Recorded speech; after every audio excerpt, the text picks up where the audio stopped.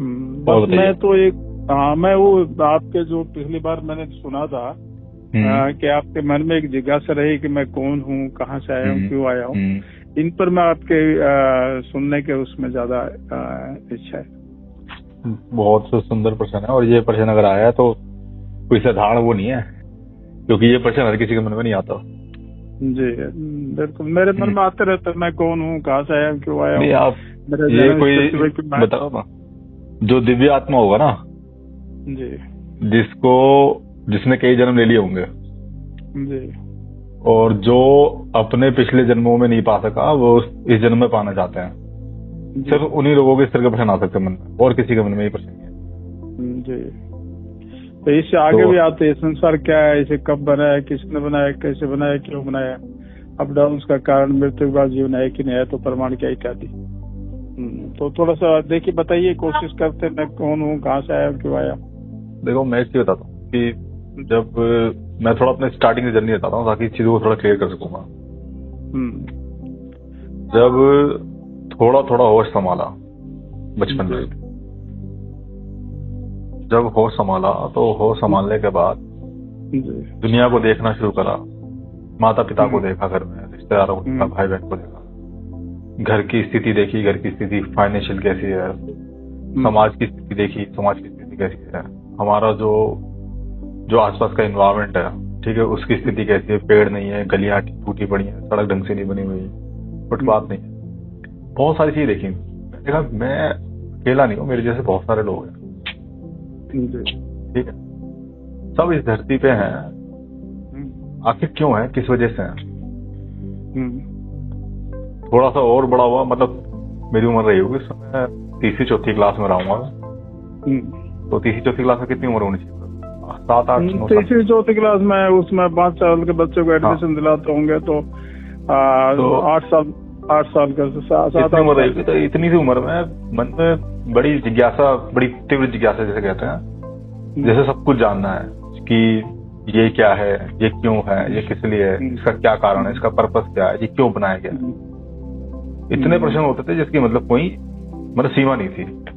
हर चीज का लगता है बस इसको जान लो, तुम्हें जानना है, किसको जानना है ये नहीं पता, लेकिन ये कि जानने के बाद मन को बड़ा अच्छा लगता था कि हाँ चलो अब मुझे सही चीज पता है।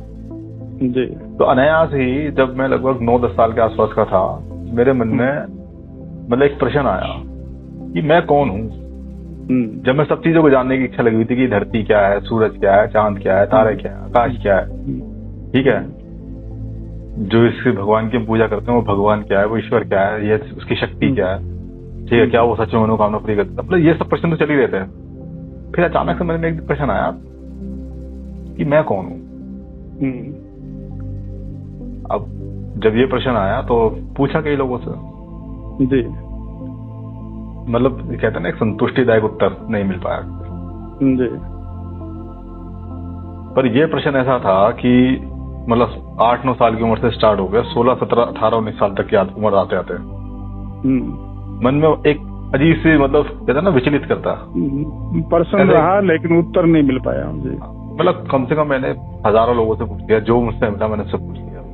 अगर कोई किताब लिखी, किसी व्यक्ति ने अपनी आत्मकथा लिखी या कुछ भी लिखा, मैंने उसको पढ़ लिया, और पढ़ने का बहुत बहुत शौक लगा उसमें, क्योंकि चीजें जानने की इच्छा थी, सब चीजों को तो पढ़ना ही था सब चीजें।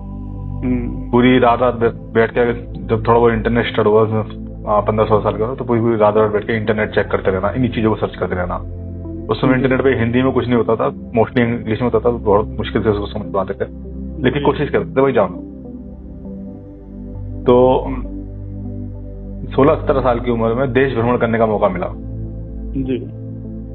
तो मैं बताऊं, जर्नी जो स्टार्ट हुई तो उसमें क्या हुआ कि समाज में जितने भी पंथ हैं और जितने भी पंथों के अंदर जो उसके अनुयायी हैं, उन लोगों से मिलना शुरू करा, ठीक है, और कई सारे बाबाओं के यहाँ जाना जो अपने आप को धर्म गुरु कहते हैं, उनसे कोशिश करना मिलना, उनसे नहीं मिल सको तो उनके जो सबसे करीबी लोग हैं जो उनसे मिलवा सकते हैं, उनसे मिलना कोशिश करना, मन की नहीं प्रश्नों को उत्तर लेके कि भाई धर्म क्या है, धर्म बता दो, ईश्वर क्या है, ईश्वर क्या है, वो बता दो, मैं कौन हूँ, मैं क्या है, बता दो। बहुत मन में मतलब प्रबल इच्छा कि बस जानना।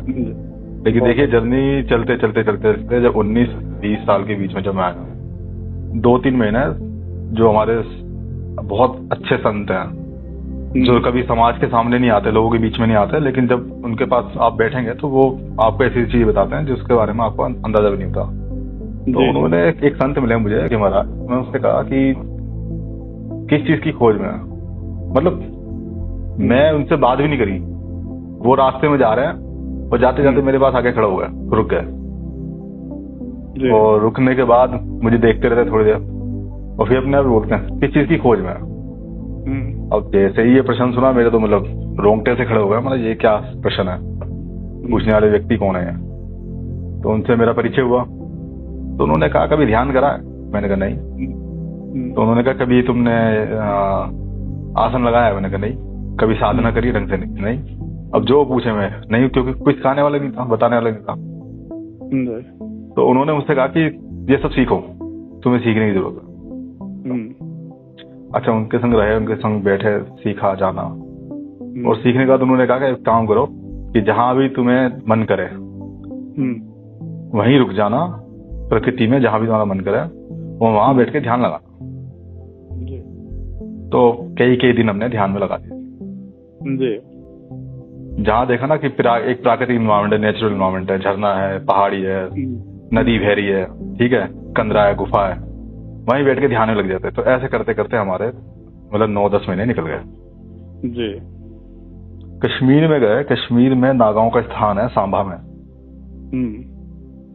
तो सांभा के स्थान में एक ऐसी ही कंदरा के पास हम मतलब मैं ध्यान में ऐसे बैठा हुआ था जी।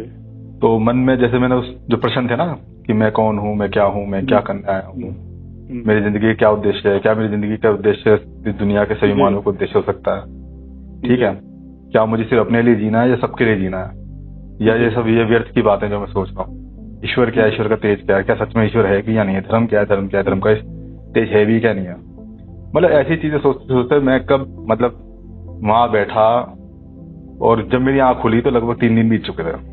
अरे वाह। मेरे जो साथी थे, 2 साथी जिनको मैंने बताया था भाई मैं वहां जा रहा हूँ, तो उन्हें पता था चले जाता है ऐसी, लेकिन जब 2 दिन तक कोई खबर नहीं है तो वो भी परेशान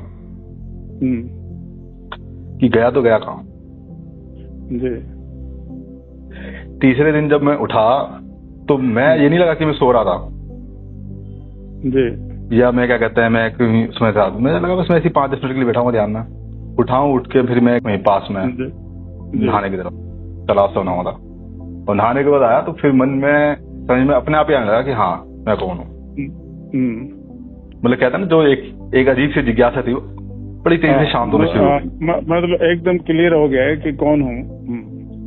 हाँ, तो बहुत सी शांति होनी शुरू हो गई, ईश्वर क्या है, धर्म क्या है, ठीक है, मतलब ये सब चीजें मिलना बिल्कुल ऐसा लगने लगा कि बस अब जानना नहीं है, अब जानना कंप्लीट है। तो लगभग मेरी 20-22-23 साल उम्र रही, उस समय फिर मैंने मन में प्रेरणा ली कि अब विवाह नहीं करना है, ठीक है, अब जो भी करना है मतलब सब नहीं ध्यान लगाना और छोड़ देना, सब कुछ संन्यास ले लेना है इस संसार से। फिर मन के अंदर जो मतलब जो विचार थे बड़े तेज, जो बिल्कुल एकदम शांत हुए, तो फिर याद की महाराज जी के जिन्होंने का ध्यान लगाना, तो उन्होंने ये बात बोली थी लगभग उसके 1 साल बाद की घटना है।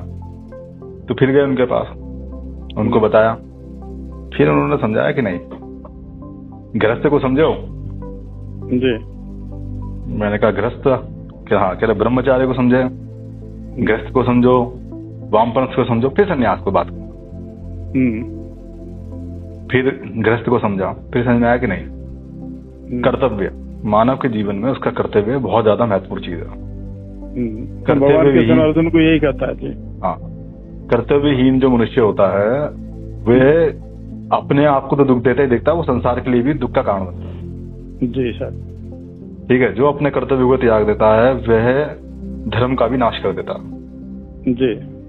अगर आप संसार में आए हैं तो आपका कर्तव्य है कि आप गृहस्थ का पालन करो। हमारा एक भी ऋषि ऐसा नहीं है, चाहे आप कितना भी हमारा इतिहास उठा लें, ठीक है, वो इतिहास आपको कहीं भी मिले, स्मृति ग्रंथों में मिले, पुराणों में मिले, वेदों में मिले, कहीं भी मिले, उसका अध्ययन करें।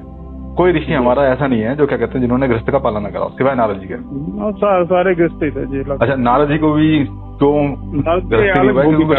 उनको श्राप मिला उनको जी, कि वो गृहस्थ नहीं हो पाए वरना सभी को मतलब सब गृहस्थ है, तो फिर गृहस्थ का समझना कि गृहस्थ का मीनिंग क्या होता है, पत्नी क्या है, पति क्या है, ठीक है, संसार में बच्चों का मतलब स्थिति क्या है।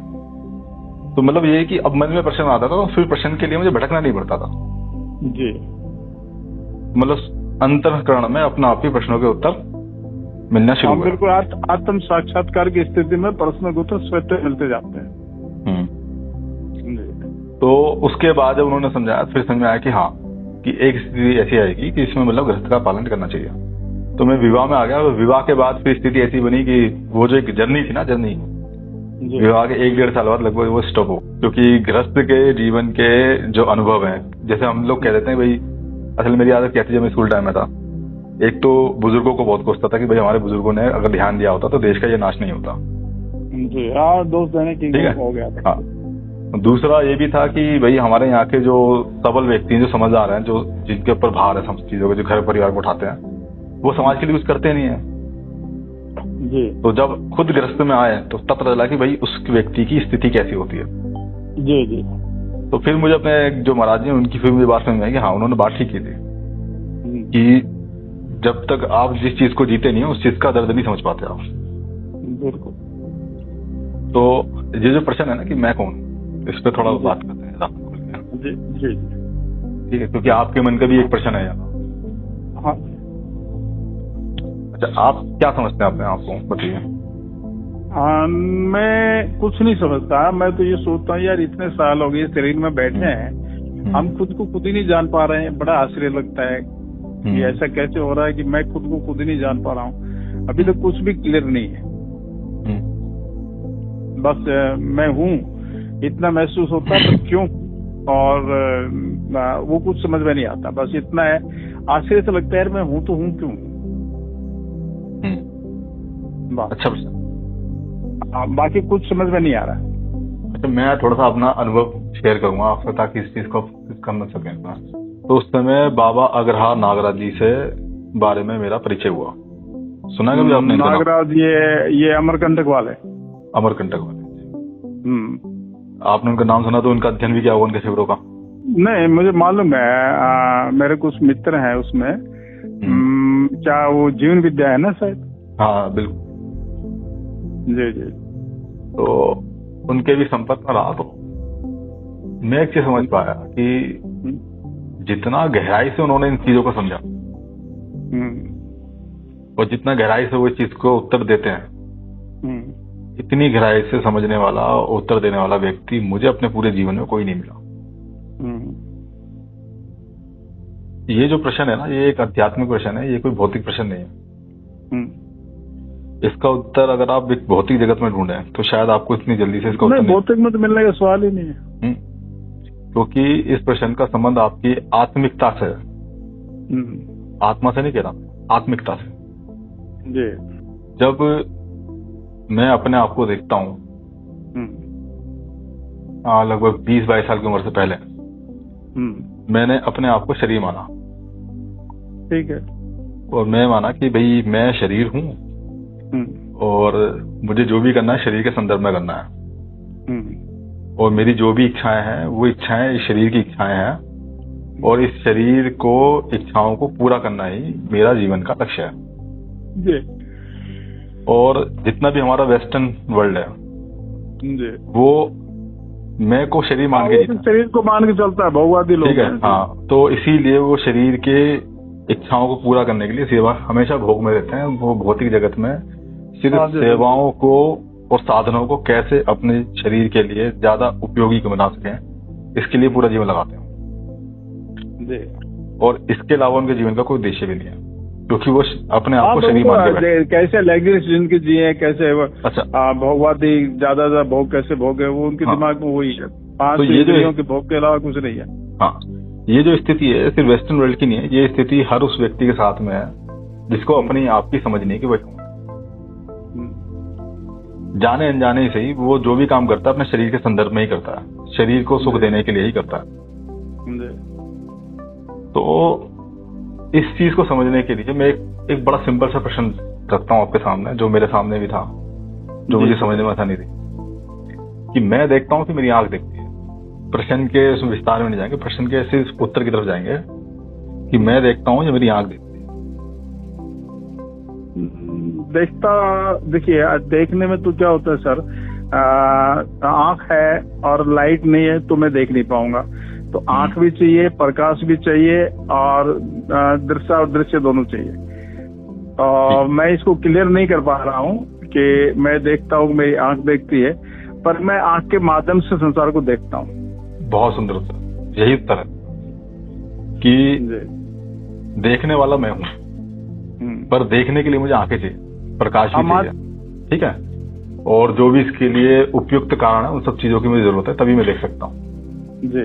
तो आंख नहीं देखती, आंखों के जरिए मैं देखता हूँ जी, बिल्कुल ठीक है। अच्छा, दूसरा प्रश्न था कि मैं खाता, हमारे पेट जो बैक्टीरिया होते हैं, बैक्टीरिया को बैक्टीरिया खिलाते हैं वो तो देखो शरीर के संदर्भ में है, लेकिन इसमें बड़ा सिंपल उत्तर है कि मुंह के जरिए भी मैं ही खाता हूँ। तो मैं सुनता हूँ कि मेरे कान सुनते हैं, तो कानों के जरिए भी मैं ही सुनता हूँ। मैं छूता हूँ जब मेरे हाथ छूते हैं, तो हाथों के जरिए मैं कोशिश कर रहा हूँ कि मैं खाता हूँ तो संतुष्टि किसी को मिल रही है, जिसको संतुष्टि मिल रही है वो मैं। हाँ बस। तो जब इस तरह के मन में हजारों प्रश्न आए, तब एक चीज समझ में आई कि मैं मेरे शरीर से अलग हूँ। हाँ बिल्कुल ठीक है, ये मैं महसूस करता हूँ, मैं शरीर नहीं हूँ, शरीर से अलग हूँ, दृष्टा भाव में आ जाता हूँ।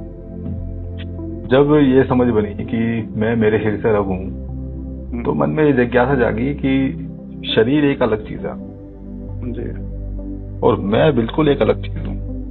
बिल्कुल ठीक है, यहाँ तक समझ में आता है। जब तक मैं अपने शरीर को शरीर समझ के जी रहा था, तब तक मैं एक अजीब सी कंपटीशन में भाग रहा था, अजीब सी दौड़ में दौड़ रहा था। बिल्कुल ठीक है। मन में सेटिस्फिकेशन नहीं थी।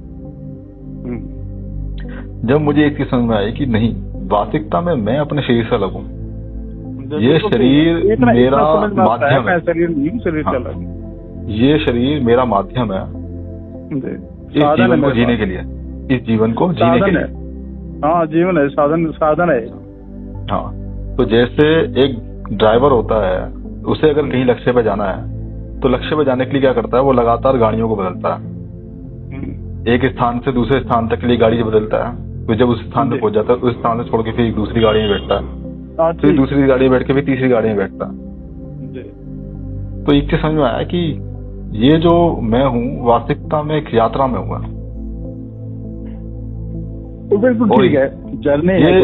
ये जो यात्रा है, ये एक ऐसे लक्ष्य की यात्रा है कि जब तक वो लक्ष्य नहीं मिल रहा, तब तक सिर्फ गाड़ी बदलने का काम ही मैंने करा। जी, यहाँ तक ठीक है? हाँ ठीक है, बिल्कुल ठीक।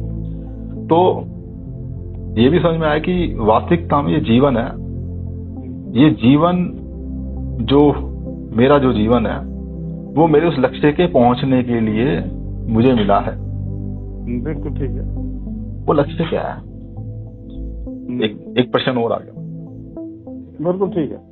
अभी तो यही समझ नहीं आ रहा था कि मैं कौन हूँ। अब जब थोड़ा बहुत समझ में आया तो अब ये समझ में आ गया कि क्यों आया हूँ, है ना। हाँ, तो अभी फिर दोबारा मैं पे याद, तो ये समझने के लिए कि वास्तविकता में मैं कौन हूँ, तो मुझे एक चीज समझ में आया कि ब्रह्मांड में ऐसी अनंत चेतनाएं हैं जी, जिनका कुछ ना कुछ लक्ष्य है, जिनका कुछ ना कुछ गंतव्य है। हाँ बिल्कुल ठीक है। उन अनंत चेतनाओं में से मैं एक चैतन्य जीवन हूँ। ठीक है।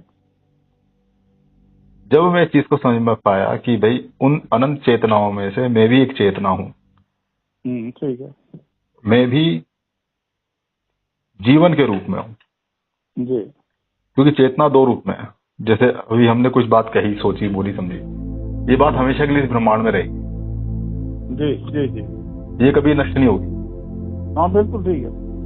जिसके अंदर रिसेप्टर होगा वो इस चीज को कैच कर सकता है, कभी भी जान सकता है कि हम लोगों ने आपस में क्या बात की, कैसे बात की। बिल्कुल बिल्कुल, नष्ट नहीं होता, जो शब्द निकल गया वो निकल गया। तो जो चेतना का संसार है जी, एक तो ये भौतिक जगत है, एक चेतना का जगत है जी। तो मैं चेतना के जगत से प्रकट हुई एक इकाई हूँ।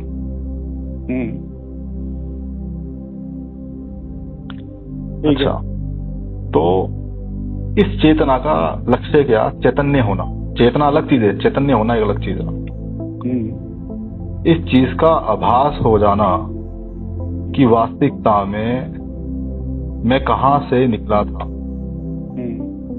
इस सफर में मैं कहां तक आ गया, और इस सफर से मुझे और आगे कहां तक जाना है जी। जब इस चीज का आभास होने लगा तब समझ में आने लगा कि वास्तविकता में मैं कौन था, मैं क्या बना, और मेरा क्या सफर आएगा। तो इस पूरी चीज में अगर संक्षिप्त में कहा जाए तो मैं वास्तविकता में जीवन था इस शरीर को। मैं एक जीवित इकाई हूँ, चेतना की जीवित इकाई, जो देख सकती है, बोल सकती है, समझ सकती है। आत्मा कह करके समझ कर दिया। आत्मा बहुत टिपिकल कॉन्सेप्ट है, ठीक है, हमारे अध्यात्म का। अगर आप सिर्फ आत्मा को समझाने जाओगे तो आत्मा को आप समझा नहीं पाओगे। चल, जीवन और आत्मा मतलब उसी में समाहित होकर लेते, पर एक शब्द दे रखा था आत्मा। हम जब शरीर और आत्मा का मिला ना तो वो जीवन है। जी जी, ठीक है। वास्तविकता में आत्मा क्या चीज है, बहुत बहुत सरल भाव में अगर मैं रखूं इस बात को, तो आत्मा ऊर्जा का नाम है। ठीक है। जैसे किसी भी चीज को चलाने के लिए ऊर्जा चाहिए होती है, ऐसे ही इस शरीर को चलाने के लिए जो ऊर्जा है उस ऊर्जा का नाम आत्मा है। ठीक है। जब तक वो आत्मा रूप, शरीर और आत्मा मिलकर जीवन पैदा करते हैं। हाँ, शरीर और आत्मा का, ठीक है। और जब ये जीवन चैतन्य हो जाता है, मतलब एक तो होता है चेतनावान कि भाई ठीक है उसमें चेतना आ गई, चीजों को समझना शुरू कर रहा है। चैतन्य एक अलग ही लेवल है। चैतन्य हो गया। जब आदमी चैतन्य हो जाता है तब उसको कई चीजें, मतलब उसको समझने की जरूरत नहीं पड़ती, वो उसकी अपने आप समझना शुरू हो जाती है धीरे करके। तो इसमें बात यह है कि मैं कौन हूं, मैं एक चैतन्य जीवित इकाई जिसकी ऊर्जा आत्मा है, ठीक है। और ये निरंतर चलने वाला एक सिलसिला है। तो ठीक चीज समझ में आई कि मैं अपने आप को खुश करने के लिए शरीर के संदर्भ में करता था जो भी काम करता था। क्या करता था कि मैंने सुख को नहीं समझा कि सुख क्या है, क्योंकि मेरे जीवन का लक्ष्य था सुख पाना, ठीक है। सुखी और सुख है, आनंद है या परमानंद है, ये सभी का लक्ष्य है। सुख की जो अंतिम सीढ़ी है उसको मोक्ष बोला गया हमारे अध्यात्म जी। हम अभी उस मोक्ष की बात कर रहे हैं, सिर्फ मैं बात कर रहा हूँ उस मोक्ष की पहली सीढ़ी सुख की। कि किसी भी आदमी से पूछो, किसी जीव से पूछो, भाई सुखी होना चाहते हो, तो कहता हाँ सुखी होना चाहते हैं। सब लोग सुखी होना चाहते हैं, ठीक है, और आनंदित होना चाहते हैं, परमानंद होना चाहते हैं, मोक्ष की तरफ जाना चाहते हैं। आनंदित परमानंदित तो बहुत बहुत ऊपर चली गई चीज। पहले तो सुखी नहीं समझ में आता लोगों को। लोगों को क्या लगता है, क्षणिक जो खुशी होती है ना वो आनंद, जबकि आनंद हमारे क्या क्या गया है, जो निरंतर स्थिति बनी रहे, स्थायी आनंद के।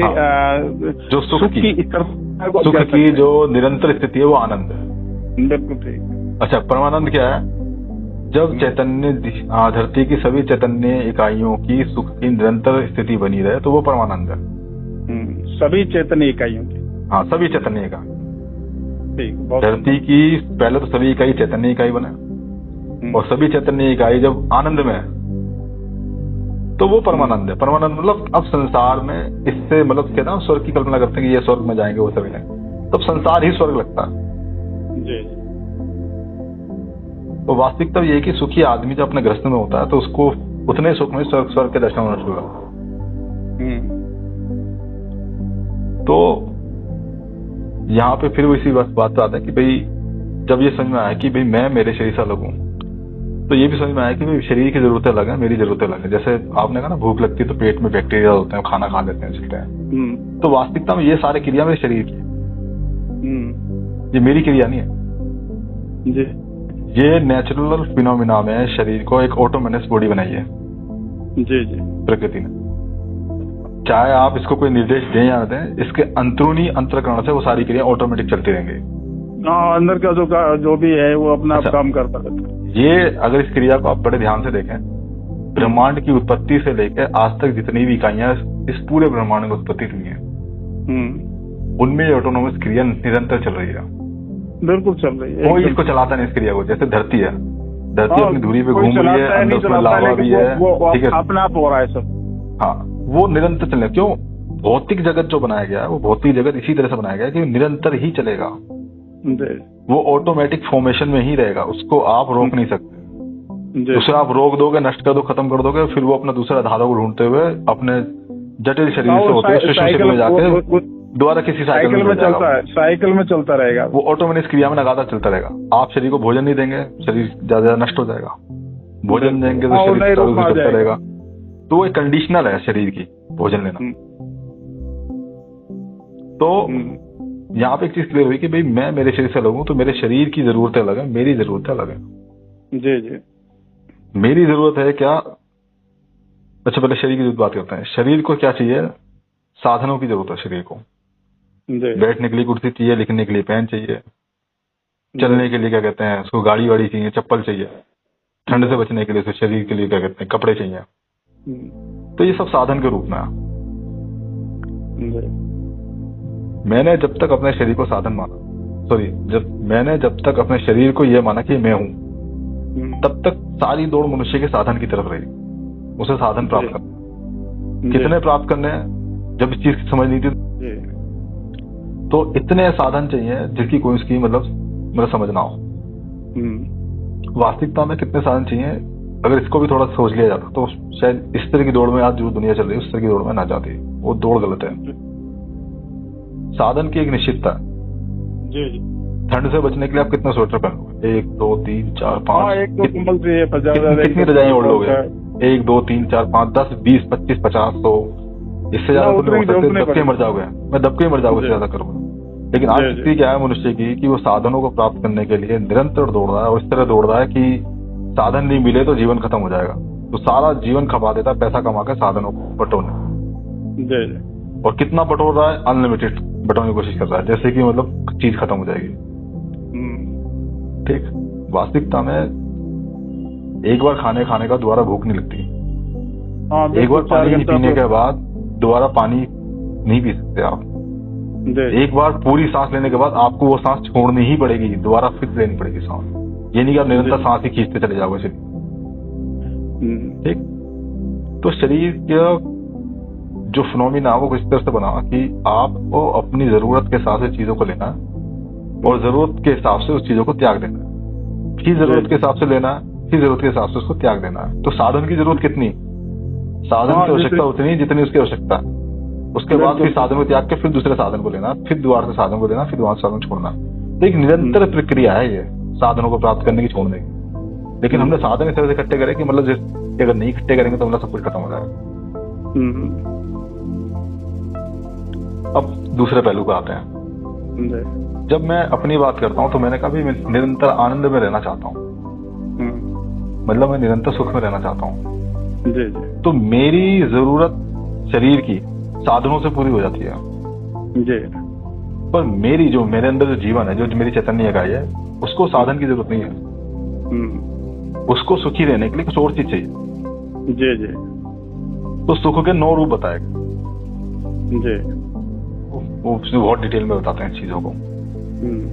नागराज जी ने मतलब वेदों का तो बड़ा अच्छा दर्शन कराया उसमें, वेदांतों का, उन्होंने बिल्कुल खुल के रखी इन सब चीजों को उसमें जी।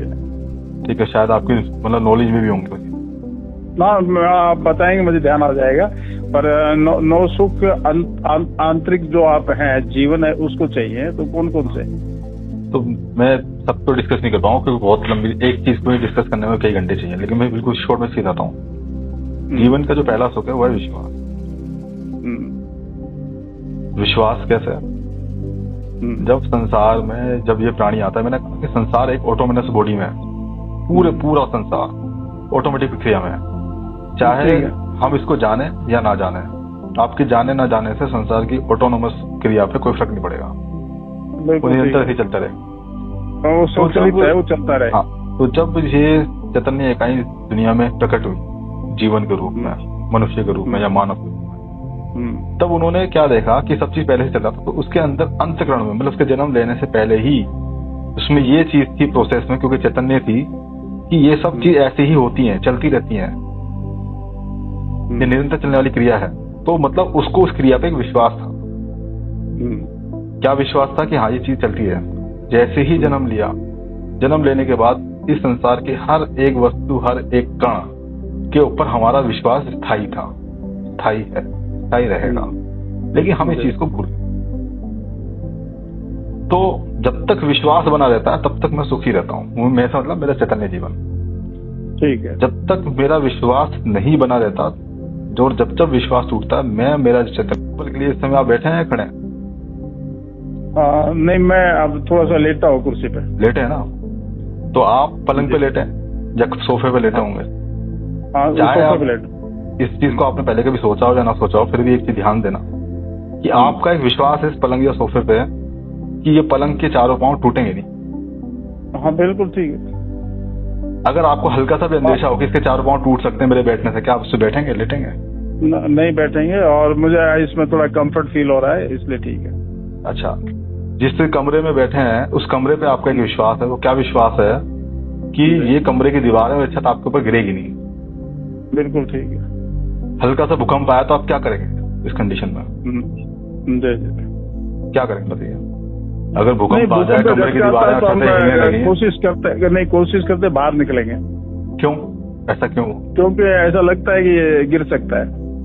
आपको एक विश्वास था उस कमरे की दीवारों पे, उसकी छत पे, कि ये आपके ऊपर गिरेगा। लेकिन जैसे ही आपका विश्वास भंग हुआ, चाहे उसके कोई भी कारण हो, जैसे ही वो विश्वास भंग हुआ, आपने उसको तुरंत त्याग दिया। जी। त्यागा नहीं त्यागा? बिल्कुल त्याग दिया। तो मतलब मैं हमेशा निरंतर सुख में रहना चाहता हूँ, और सुख की पहली ही परिकाष्ठा विश्वास है, वो जो मेरे जन्म के साथ, मेरे जन्म से पहले से मेरे साथ जुड़ा हुआ है। अगर कोई भी चीज मेरे विश्वास को डिगाएगा तो मैं उसका त्याग करने में बिल्कुल भी समय नहीं लगाऊंगा। बिल्कुल, आदमी शरीर छोड़ के चला जाता है। बिल्कुल ठीक है। शरीर क्या, मैं कह रहा हूँ जहां भी आपको विश्वासघात मिलेगा आप उसके साथ रह ही नहीं सकते। तुरंत त्याग कर देंगे उस चीज का। अगर किसी को आपने अपने भोजन पे ऊपर से हाथ से कुछ डालते हुए देख लिया, चाहे वो नमक ही डाल रहा हो, आपको भोजन खाने में बड़ा संकोच महसूस होगा।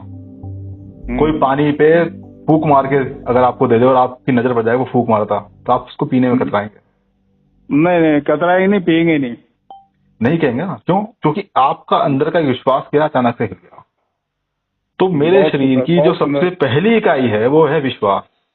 जब तक मैं विश्वास के साथ जीता हूँ तब तक मैं निरंतर सुख है। लेकिन ये चर्चा सब ने नहीं किया, जिस तरह से आपने पहला पॉइंट बताया कि फेथ, विश्वास जब होगा तो ही आप आगे बढ़ पाएंगे। बिल्कुल सुंदर, आगे बढ़ेंगे।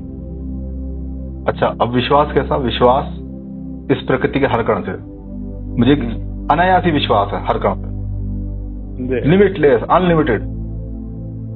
अगर इस प्रकृति का कोई भी एक कण अपने विश्वास से हटेगा, मतलब आचरण से, जब आचरण बदलता है तब विश्वास होता है। क्योंकि प्रकृति ने सबका आचरण सुनिश्चित करा। आचरण बदलता है तब तक विश्वास टूटता है। हाँ जी।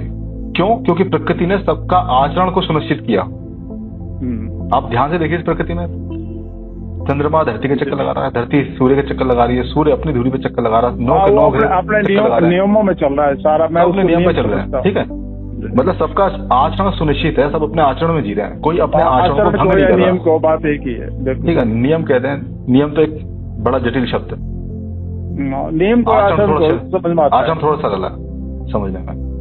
तो मैंने क्या देखा कि प्रकृति का हर कण का एक आचरण निश्चित है। इस प्रकृति में वो अपने आचरण में चल रहा है, निरंतर चल रहा है, और निरंतर चलने वाली प्रक्रिया में जिसका कोई अंत नहीं है। बहुत सुंदर, बहुत सुंदर, बहुत सुंदर। लेकिन जैसे ही कोई कण, अभी तो मैं सिर्फ भौतिक जगत की बात कर रहा हूँ, जैसे ही कोई कण अपना आचरण को बदलता है तुरंत मेरा उससे विश्वास हट जाता है और मैं उसको त्यागने की स्थिति में आ जाता हूँ। ठीक है, ठीक। तो इसीलिए व्यक्ति का विश्वास बना रहे, इसलिए सबसे ज्यादा जरूरी उसका आचरण सुनिश्चित रहे और हमेशा आचरण का पालन करे। जब जब मनुष्य ने अपने आचरण का त्याग करा तब इस धरती का नाश हुआ। क्यों? क्योंकि धरती पे मनुष्य को एक विवेकवान प्राणी बना के उत्पन्न किया गया, ये सोच के कि व्यक्ति अपने आचरण को खुद सुनिश्चित कर ले। व्यक्ति जब अपने आचरण को सुनिश्चित ही नहीं कर पाया तब तो दुनिया में क्या हुआ, कलेश हुआ, महाभारत जैसे युद्ध हुए, बड़ी बड़ी चीजें हुई। क्यों? क्योंकि उन्होंने विश्वास को भंग किया। ठीक है। तो विश्वास सबसे पहला पॉइंट आता है विश्वास, उसके बाद में विश्वास और आचरण दोनों मिले हुए हैं कि अलग से आचरण है? ये विश्वास जो है आचरण का ही पार्ट है। अगर आचरण सुनिश्चित नहीं होगा तो विश्वास भी नहीं होगा। अगर आपकी दीवार का आचरण सुनिश्चित है, मतलब सीधी खड़ी है, ठीक है, तभी तक आपका उससे विश्वास है। अगर वो दीवार में दरार भी आ गई ना, मतलब उसका आचरण अनिश्चित हो गया, हाँ, तो तुरंत विश्वास हट जाएगा, तुरंत आपका विश्वास हटेगा कि पता नहीं कब गिर जाए। आप 4 बार घबराओगे, पहले चेक करोगे गिरेगी नहीं गिरेगी। जी। दरार ने भी क्या करा, दरार ने भी आपको मजबूर कर दिया देखने के लिए कि भाई चेक तो कर लेगी, गिर तो नहीं जाएगी तेरे ऊपर। बिल्कुल बिल्कुल। तो ये चीज आचरण के अंदर आती है। तो पहली चीज क्या थी हमारी? विश्वास। कि भाई मुझे विश्वास हर चीज से चाहिए। मतलब विश्वास कैसा चाहिए? विश्वास ऐसा चाहिए, निरंतर चाहिए, हर वक्त चाहिए, कंटिन्यू चाहिए। ये आपको ऐसी चीज है कि कभी ऐसा ना हो कि आज है कल नहीं है। अगर आपका कोई मित्र है, वो आज आपके संग धोखा करे और कल आपके संग अच्छा करे, आप ऐसे दोस्त को रखना नहीं चाहेंगे? नहीं, बिल्कुल नहीं रखना चाहेंगे, क्योंकि एक बार पता लग गया तो आगे जाके प्रेमिका, बच्चे, बालक के साथ भी नहीं रहना चाहेंगे। क्यों? क्योंकि आपका विश्वास निरंतर बना रहे, यही आपकी इच्छा है जीवन की। क्यों? क्योंकि आप जब धरती पे जन्म नहीं लिया, उससे पहले से जब धरती का जो नियम जो बंधे, सार्वभौमिक नियम जो बंधे पूरी प्रकृति के, ब्रह्मांड के, आपका आंतरिक चेतना भी उस चीज से बंधी हुई है। बहुत सुंदर, बहुत सुंदर एकदम से। आप उस चेतना से बाहर जाके कैसे मतलब कल्पना कर सकते हैं, सोच सकते हैं? संभव ही नहीं है वो। बिल्कुल। इसीलिए विश्वास हमेशा निरंतर बना रहे। कोई ऐसा काम ना हो कि जिससे विश्वास भंग हो, ना खुद करे ना दूसरे को करने दे। मतलब एक दूसरे के साथ विश्वास बना रहे, जब तक विश्वास बना रहेगा और निरंतर बना रहेगा, तब तक संबंधों में मधुरता, सुख, बहुत अच्छा आनंद आएगा। बिल्कुल ठीक, बहुत बहुत ही बढ़िया व्याख्यान। सेकंड पॉइंट क्या रहेगा आपका? अभी 9 है, 9 में से विश्वास समझ, आज फिर नेक्स्ट 8 पे बात करेंगे कभी। तो एक नहीं, आप मुझे लिख के तो भेजिए, मैं मनन कर दूंगा और अगली बार तैयार रहूं उसमें, अगले संडे को कम से कम। ये जो आपके 9 पॉइंट है, ये 9 पॉइंट है, या तो मुझे मैसेज कर दिया, बता दीजिए। मैं आपको बिल्कुल दे दूंगा, उसकी टेंशन ना लीजिए। पर कोशिश कीजिएगा कि कभी मौका मिले तो जीवन विद्या का शिविर लीजिएगा। पर कोशिश करें। मैंने लिए है, लेकिन जिसके सुनिए चौहान साहब, मैंने लिए हैं, 2-3 बार हम लोग साथ रहे हैं, लेकिन जिस तरह से आपने परिभाषित की चीजों को, उस तरह से वहाँ परिभाषित नहीं हो पा रही। वह अस्तित्व से लेकर के और फिर आगे चलते हैं। मेरे पास पढ़ा है, मैं उसको निकाल के अभी पढ़ भी लूंगा, परंतु इस तरह से जैसे आपने बताया उस तरह से क्लियर नहीं कर पाए थे पाठक जी भी। और मैंने एक बात स्टार्टिंग में कही थी कि जो भी बात मैं अपने अनुभव से कहूँगा, मैंने जो भी चीज अनुभव में पाई, जो भी मैंने बताऊंगा कि जैसे भी जो ध्यान वाली बात मैंने बोली आपसे, मैंने ध्यान लगाना बिल्कुल बंद कर दिया। 6 साल हो गए मुझे। उसके वजह रीजन क्या था, जब मैं ध्यान में जाता था मुझे खुद नहीं पता था कितना टाइम लग गया। जी जी। तो चीजें अनुभव से मिलती है। हाँ, कोई बात नहीं। जो आपने जिस तरह जो अनुभव किया है जीवन में, शायद उनका अनुभव उस तरह का ना रहा हो, इसलिए वो नहीं क्लियर कर पा रहे होंगे। परंतु मैं आपसे निवेदन ये करूंगा कि आप परिभाषित एक अगले वीक में कर दीजिए, कोई दिक्कत नहीं। परंतु मुझे लिख के भेज दीजिए। मैं बिल्कुल लिख के भेजूंगा आपको। बाकी मैं थोड़ा सा और चर्चा को आगे बढ़ाता हूँ, क्योंकि इसमें एक चीज में घुस जाऊंगा तो बहुत लंबी हो जाएगी बात। जी जी। जैसे एक चीज समझ में आई कि भाई मेरी जरूरत सुख है, हाँ, शरीर की जरूरत साधन है। जी। बिल्कुल साधनों का त्याग भी नहीं कर सकते हैं। नहीं कर सकते। सुख और साधन की समझ होना जरूरी है, क्योंकि जब सुख और साधन दोनों मिल जाते हैं तब शरीर की वास्तविकता में आवश्यकताएं पूरी होती हैं। जी। तो जीवन में क्या चाहिए? सुख चाहिए, साधन चाहिए, तीसरी चीज क्या चाहिए? साधनों से आता है, ठीक है। साधनों से सुख नहीं आता, साधनों से सुख नहीं आता। इस चीज का बिल्कुल गलत मतलब निकाल रहे हैं आप। साधनों से जैसे मान लो अभी आपके पास एक मोबाइल है, मेरे पास। हाँ जी। साधनों से सिर्फ सर्विस मिलती है। जैसे आपके पास एक मोबाइल है, मेरे पास एक मोबाइल है, हम बात कर रहे हैं, एक साधन है, तो हम दूसरों को थोड़ा सा सुना रहे हैं। तो ये साधन ही हुआ ना सर। हाँ, तो साधन से एक सर्विस मिली ना हमें, सुख नहीं मिला, सर्विस। अच्छा, तो सुख किससे मिलेगा? सुख अभी बताया ना, जैसे 9 चीजें सुख में, तो एक विश्वास है उसमें से पहला। सुख वो चीज है निरंतर, जिसकी आपको मोबाइल की निरंतर जरूरत नहीं है। ठीक है, ये सर्विस सेवाएं मिली, ठीक है। हाँ, तो साधन सिर्फ सर्विस के लिए, मतलब सेवाओं के लिए नहीं। तो जीवन की पहली जरूरत प्रदान करता है। हाँ, तो जीवन की पहली जरूरत जहाँ सुख है, वहाँ दूसरी जरूरत साधन है। और सबसे मजेदार बात है कि जैसे ही आप पैदा होते हैं, आपको साधन की जरूरत होती है। जैसे माँ को बच्चा पैदा होता है तो कपड़े में लपेट दी ताकि ठंड लग के मर ना जाए। तो साधन की जरूरत आपके जीवन के स्टार्टिंग से जुड़ जाती है। सुख की समझ तब होती है जब आपके चैतन्य होना शुरू होते हैं। तीसरी जरूरत क्या है शरीर हमारे, मतलब जीवन की? सोच सकते हैं इस चीज को थोड़ा जी? तीसरी जरूरत है हमारे जीवन की संबंध। ठीक है, हाँ बिल्कुल, रिलेशनशिप। बिना संबंधों के मैं कभी सुखी नहीं हो सकता। ठीक है। क्यों सुखी नहीं हो सकता? कि जब मैंने इस धरती पर जन्म भी नहीं हुआ था, जब मैं एक चैतन्य इकाई के रूप में इस ब्रह्मांड के एक अंत कोण में भ्रमण कर रहा था, मैं तब से क्या देख रहा हूँ कि ब्रह्मांड में हर चीज का एक दूसरे के साथ संबंध है। जब संबंध बनता है तभी इस ब्रह्मांड की रचना होती है। जब 3 परमाणुओं के कणों ने, इलेक्ट्रॉन, न्यूट्रॉन, प्रोटॉन ने आपस में संबंध बनाया तो परमाणु का जन्म हुआ। उन परमाणुओं ने आपस में संबंध बनाया तो यौगिक का जन्म हुआ। जब यौगिकों ने आपस में संबंध बनाया तो मिश्रण का जन्म हुआ। चौहान साहब, बहुत ही सुंदर बात है आप। जब मिश्रणों ने आपस में संबंध बनाया तब निहारिकाओं का जन्म हुआ। निहारिकाओं से सूर्य, चंद्रमा, तारे, पृथ्वी, आकाश सब कुछ पैदा हुआ। तो बिना संबंधों के संसार में किसी भी चीज की उत्पत्ति नहीं। बिल्कुल ठीक है। जब ये संबंध बने तब ये सुंदर सृष्टि का संसार नजर आता है। अगर ये संबंध ही नहीं होता तो ये संसार कभी नजर नहीं आता। बिल्कुल ठीक। अगर चंद्रमा और धरती का संबंध नहीं होता तो ज्वार भाटे नहीं होते, मौसम नहीं होती, ऋतुएं नहीं होती। सूर्य पृथ्वी का संबंध नहीं होता तो कभी दिन और रात नहीं होते। बिल्कुल ठीक। तो इसीलिए जब संसार में, जब मेरी उत्पत्ति भी नहीं हुई थी, जब मैं एक आत्मिक चैतन्य इकाई के रूप में संसार में था, आध्यात्मिक जीवन में था, तब मैं क्या, तब से देख रहा हूँ कि संबंध। तो मेरी अंदर उस समय ही इच्छा थी कि जब मैं धरती पे जाऊं तो संबंधों में जीऊं। इसीलिए मैंने इस प्रकृति से कहा कि भाई मुझे संबंध दो। तो सबसे पहला संबंध मिला मुझे मेरी माँ का, पिता का, कि बिना माता पिता के संबंध से ना तो मेरा जन्म हो सकता था, ना मैं धरती में आ सकता था। तो मेरी जो सबसे ज्यादा जरूरी चीज है, कोई चीज है, तो वो क्या है? संबंध। जब मैं संबंध में जीता तब मैं सुखी होता हूँ, जब मैं संबंध में नहीं जीता तो मैं सुखी नहीं होता।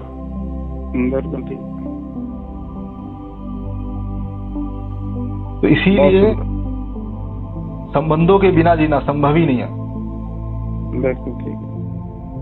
अगर मैं आपको संसार के सारे साधन, सारा धन, सारे गहने, चांदी, सोना, लेकिन सब कुछ इकट्ठा करके एक टापू पे छोड़ दूं अकेला और कहूं कि जो तुझे खाना है, जो तुझे पीना, जो तुझे घूमना, जो तुझे भोगना, जो तुझे देखना, वो कर, अकेला। हाँ, तो कोई मीनिंग नहीं है। ऐसे चीज को पाने के बाद कोई व्यक्ति उस जगह रहना नहीं चाहेगा। क्यों? वो अपने सुख का आनंद कैसे ले जब वो किसी के संग उसे बांट ना सके। जी जी, ठीक है, बिल्कुल, बहुत सुंदर, एकदम। तो इसीलिए मेरी जीवन की अगली आवश्यकता, जरूरत जो थी, जिसे मैं सुखी महसूस कर सकूं, वो संबंध थे। बहुत सुंदर। बिना संबंधों को जाने, बिना संबंधों को समझे, बिना संबंधों को साथ जिए मैं सुखी नहीं हो सकता। जो ये कहते हैं ना कि हम संन्यास ले लेंगे, नहीं, वो तो मूर्खता है एक किस्म की।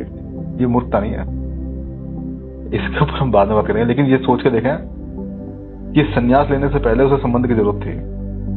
जी, ठीक है। असली संन्यास तो जब इस धरती को छोड़ के जाते हो तब होता है। अच्छा। उससे पहले आप संन्यास के रास्ते में बढ़ने के लिए भले ही सबको छोड़ के निकल जाओ, निर्मोही हो जाओ, वो अलग विषय है, लेकिन संबंध के बिना आप नहीं जी सकते। यही कारण है कि मनुष्य संबंध तो वहाँ भी बनाते हैं ना, गुरु का, चेले का, संप्रदाय का संबंध तो वहाँ भी बनते हैं। वो फिर संन्यास नहीं। अच्छा, क्योंकि वो गुरु है, चेला है, सब ऐसे संबंध तो बनते हैं। अखाड़ा है, द्वारा है, वो संन्यास। ठीक है, वो ठीक है, आज की तारीख को 24 को कह रहे हूँ, संन्यास नहीं है पर अच्छा। तो मैंने बचपन से क्या देखा कि मुझे माता चाहिए, पिता चाहिए, भाई चाहिए, बहन चाहिए, दादा दादी चाहिए, परिवार चाहिए, कुटुंब चाहिए, परिवार के इतने से काम चलेगा नहीं। मुझे मित्र चाहिए, रिश्तेदार चाहिए, क्या इतने से काम चलेगा नहीं। मुझे कुछ ऐसे लोग भी चाहिए जो मुझे सुनने वाले हों।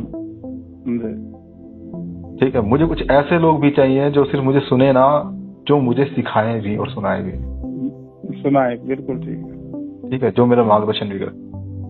तो संबंध चाहिए, पर मनुष्य को संबंध मिले, वह संबंध को पहचान नहीं पाया। यही कारण है कि वेस्टर्न कल्चर में माता पुत्र का एक पवित्र संबंध है, उसको भी उन्होंने बदनाम करने का कोई कसर नहीं छोड़ी। वो आपस में संबंध बनाने बैठ गए। संबंधों की समझ नहीं, पिता पुत्री शुरू हो गए, भाई बहन शुरू हो गए। ठीक है, दादा पोती, पोता दादी, मतलब शर्मसार कर देने वाली स्थिति जिसे कहते हैं। मतलब वो नहीं, अभी तो वो 2-3 दिन से किसी यूट्यूबर ने कुछ दिया है, तो वो तो बहुत गलत बोला। वो बिल्कुल भी सामान्य नहीं है, उसका जितना हो जाए भर्त्सना की जाए उस व्यक्ति की, और उससे जहां मिला जाए उसे मतलब सामाजिक रूप से दंड देना चाहिए। अगर न्याय व्यवस्था नहीं है उसके लिए दंड देने के लिए, तो समाज को ऐसे व्यक्तियों को दंड देना चाहिए। जी। तो संबंधों को समझना बहुत जरूरी है कि संबंध क्या है, माँ का मतलब क्या, पिता का मतलब क्या, भाई का मतलब क्या, पति का मतलब क्या, पत्नी का मतलब क्या। अभी पति और पत्नी के मतलब को मैं थोड़ा सा बिल्कुल शॉर्ट में डिफाइन करूंगा आपको। हम पति पत्नी के संबंध को क्या समझ बैठे हैं कि ये बस भोग की वस्तु है। पति भी पत्नी को भोग समझ के बैठा है। पत्नी जो आज की जो पीढ़ी निकल गई वो इनकी ये स्थिति बनी हुई, बस वही है। ठीक है, वो भी क्या कहते हैं, और यही कारण है कि भोग की वस्तु समझने की वजह से वो शादी से पहले ही एक दूसरे को भोग करने में लग जाते हैं, गर्लफ्रेंड बॉयफ्रेंड बना के, जो कि पूरी तरह से गलत है। वास्तविकता में पति पत्नी पूरकता की निशानी है। वास्तविकता में पति पत्नी एक दूसरे को पूरक होने के लिए बने, सिर्फ भोग करने के लिए नहीं बने। जीवन की हर स्थिति परिस्थिति में पूरकता देने के लिए। बस इन चीजों को बिना समझे लोग मतलब गलत दिशाओं में जा रहे हैं, वो चीज ठीक नहीं। तो हमें एक चीज समझ में आई कि भाई एक तो सुख चाहिए, एक साधन चाहिए, एक संबंध चाहिए, और क्या चाहिए? नहीं, आपके 9 में तो आप ही बताओगे, मुझे तो ध्यान नहीं। समन्वय। समन्वय क्यों? क्योंकि अगर मान लीजिए संबंधों में समन्वय ना हो, साधनों में समन्वय ना हो, सुखों में समन्वय ना हो, समन्वय मतलब तालमेल, तो क्या होता है? बड़ा दुख होता है। एग्जाम्पल के लिए सड़क पे एक पेड़ गिर गया, उस पेड़ को उठाने के लिए 4 लोग आ गए, एक उठाता है 2 छोड़ देते हैं, 2 उठाते हैं 2 छोड़ देते हैं, 3 उठाते हैं छोड़ देते हैं, नहीं होता।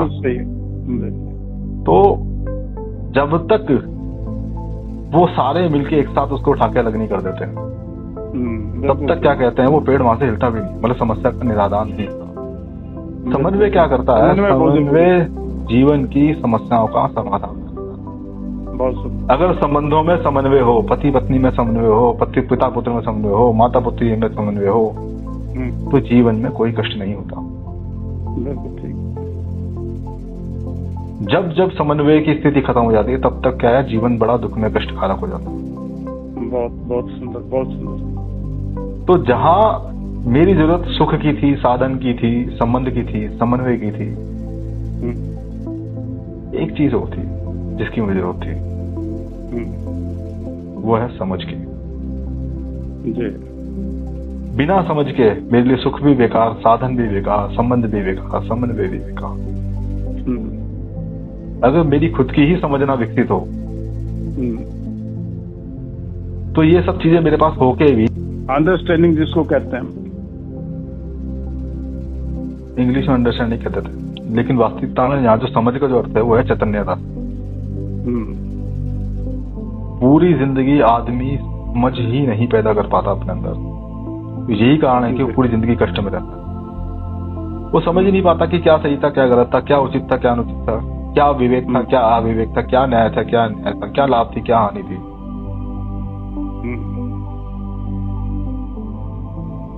जब इस चीज की उसे समझ ही नहीं हो पाई, तो वो जीवन को वैसे ही जीता है जैसा उसको दिखाई देता है, भेड़ बकरी की तरह, जैसे दूसरे जगह वैसे जीते रहो, जो घट रहा है उसको वैसे घटना। एक समझ ही होती है जो इन सब चीजों को संपूर्ण करती है। जब ये सब चीजों कंप्लीट हो जाती हैं आपकी, सुख, साधन, समाधि, तो ये बिल्कुल मतलब सबसे लास्ट में मतलब इसका ये पूरा कॉन्सेप्ट है जो मैंने बताया था उसमें।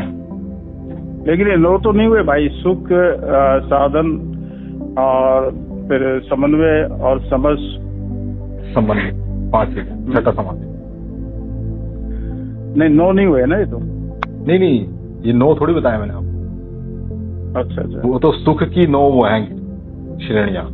ये तो मैंने बताया पूरा जीवन क्या, वो पूरा जीवन इन 6 चीजों जी। कोई बात नहीं, अभी काफी समय हो गया, आपको ज्यादा में नहीं बुलवाऊंगा, तो आधा घंटा से ज्यादा जब समय हो जाता है तो बहुत मुश्किल होता है। हम लोग 15 से ज्यादा मेरे स्टूडेंट रहे हैं मेरे, और मैंने लगभग 15-16 साल मतलब वो बच्चों को पढ़ाया मैंने। अच्छा। तो मतलब सुबह से लेकर रात तक हमारा बोलने का काम रहता था, ऐसा कोई समस्या नहीं है। नहीं ठीक है, लेकिन फिर भी मैं आपको थकाना नहीं चाहता, और क्योंकि मैं तो जिज्ञासु हूँ और मुझे ये जानना है जरूरी, और नहीं जानूंगा और उससे पहले दम निकल गया तो फिर मैं बेचैन रहूंगा। नहीं बिल्कुल चिंता ना करें, फिर दोबारा जन्म लेकर ही धरती पे आओगे।